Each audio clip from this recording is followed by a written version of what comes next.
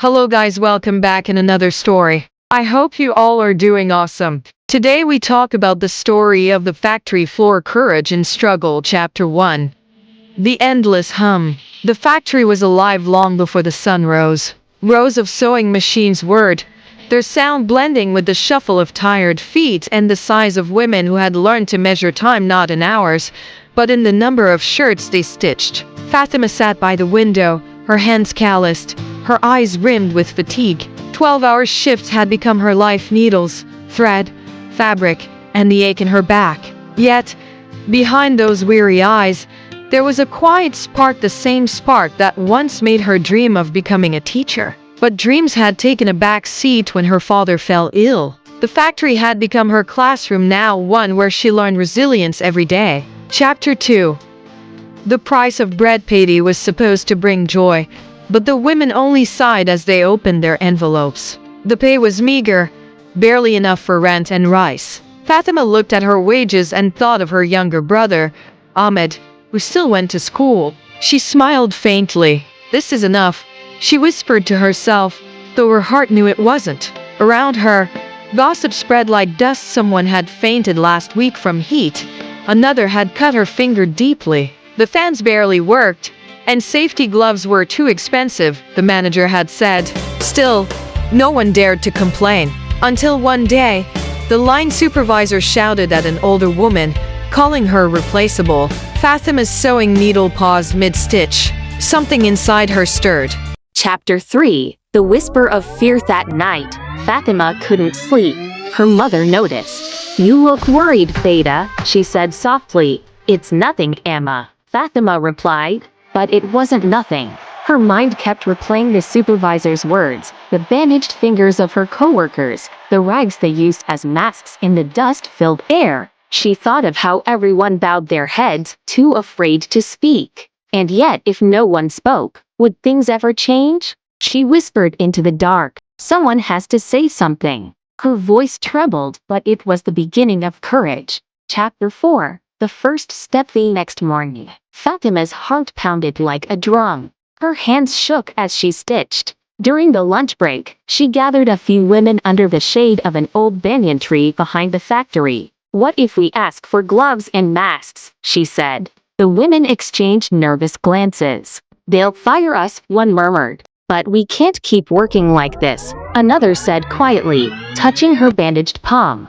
Fatima looked around. 20 tired faces, 20 quiet fighters. "We deserve safety," she said, her voice barely above a whisper. And in that moment, something powerful began: unity born out of exhaustion.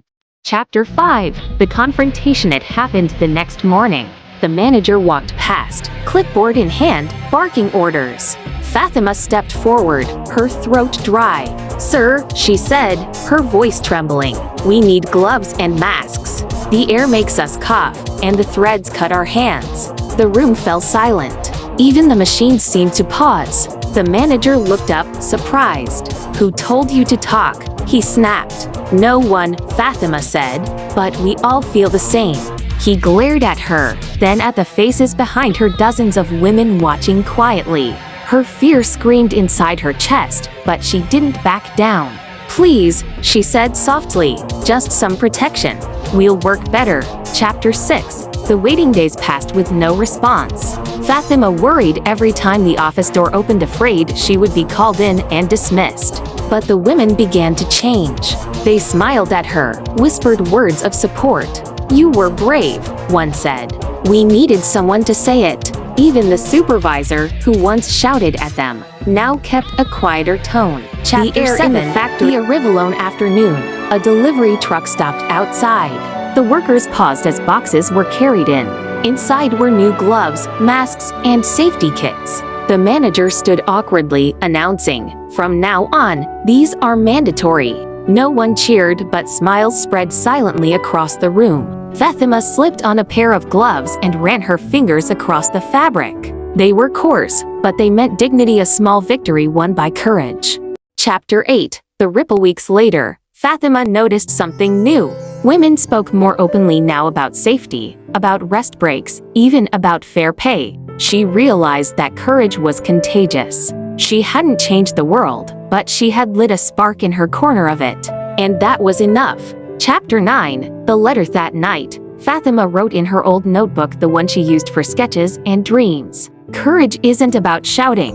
It's about standing firm, even when your hands shake. I was afraid, but I did it anyway. She closed the notebook and smiled. For the first time in years, she felt like the teacher she once wanted to be, teaching by example, not lessons.